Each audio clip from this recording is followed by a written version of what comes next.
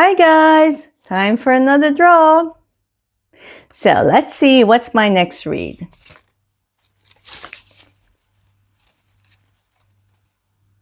Okay, let's go with this. I wonder if it's one in the 20s or the 40s because I didn't have a lot of stuff drawn from that. I think I have one from the 20s and one from the 40s. So let's see what this one is. A 20s! Oh, this is interesting. So it's number 26. And that is a book with a character who navigates infertility. So as you can see, it's 26. Hopefully it will focus on it. And it's The Children of Men from P.D. James. So I've actually, I did see the movie version once, but I'm told it's very different from the book.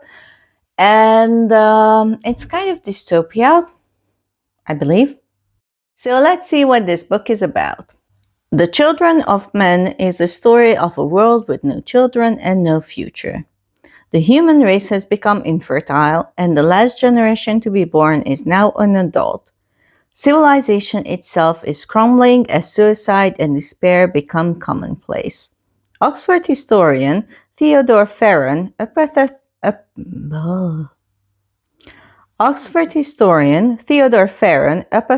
towards a future without a future, spends most of his time reminiscing.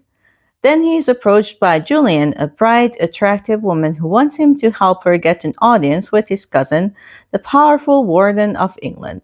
She and her band of unlikely revolutionaries may just awaken his desire to live, and they may also hold the key to survival for the human race.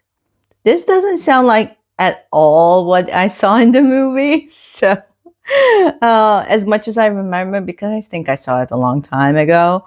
But yeah, it sounds interesting. And it's also kind of funny that I draw this now when it's all about the birth rate on the news everywhere and the falling birth rates all over, which is not actually a problem. I mean, yeah, but there are like 8 billion of us.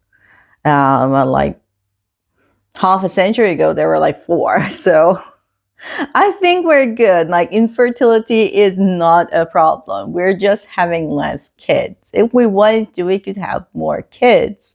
I have one. But yeah, we could have more kids. We're just choosing not to. And I think that's valid, especially with the rise of AI. Less and less jobs are actually available. Like, try finding a job now. Good luck. And also like automation. So yeah, there really doesn't need to be that many humans. And all those people are like, but think of the pensions and everything. You do know corporations also pay taxes, right? Like at least they're supposed to. And in most, except for the US, where you really try, if you're big enough, you get out of paying taxes. But in most countries, they actually make corporations pay taxes. And there are taxes for rich people and all of those things. So yeah.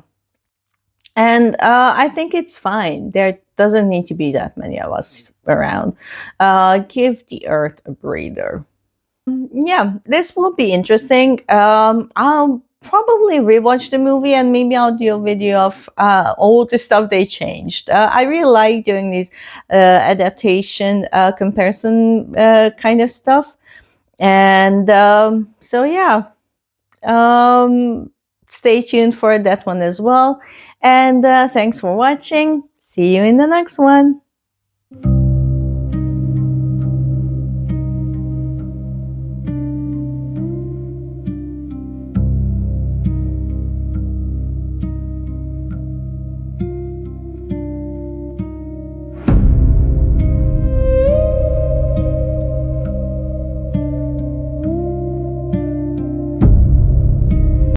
Okay, so the wine is ebbing.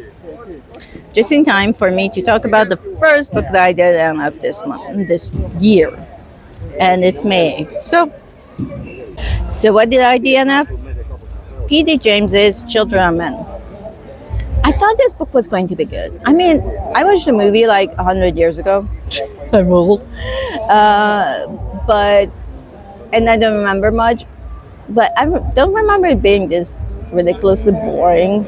And I mean, the whole concept is ridiculous. Like, every sperm in the book just loses, every sperm in the world just loses its fertility. Anyway, why did I read this book? It was for the 2026 Pop Sugar Challenge. Like, why am I reading any book? And it was for prompt number,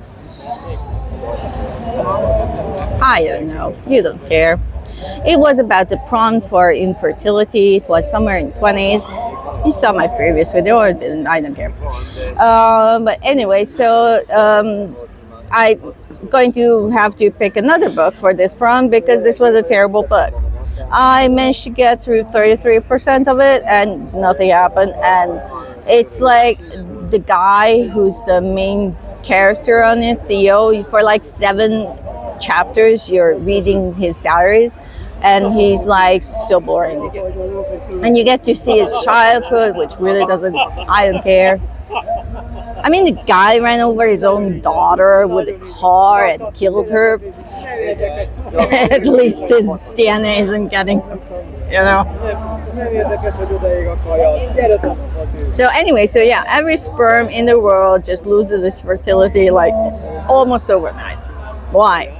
I don't know. Like, even frozen ones. Why? No one knows. We don't really care. You've probably seen the movie. Like, everyone knows the story that then they find a pregnant woman and like that's supposed to mean something at that point. Like, no, it doesn't. Like, at 33%, I didn't even care about anything or anyone. I didn't care. Like, it was trying to say something profound about society and politics and immigration. I don't care. Because, you know, the characters in the book don't care. Like, at least the main character doesn't. And because, like, why would you care? Like, everyone's going to die in like 50 years. So, and we're not even coming close to that. So yeah, I just had 5 screaming kids next to me, so we're fine. Anyway, so yeah, this was the most boring book I tried to read this year. Like, it wasn't even like rage-inducing or anything. It just was a nothing burger. And the book actively makes you not care about the book in the beginning. So you just don't care about anything at some point. So I didn't. And I DNF'd it. Oh well.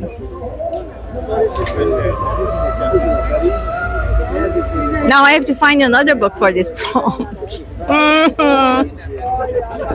Anyway, don't read this book. Watch the movie. Drink wine. Bye.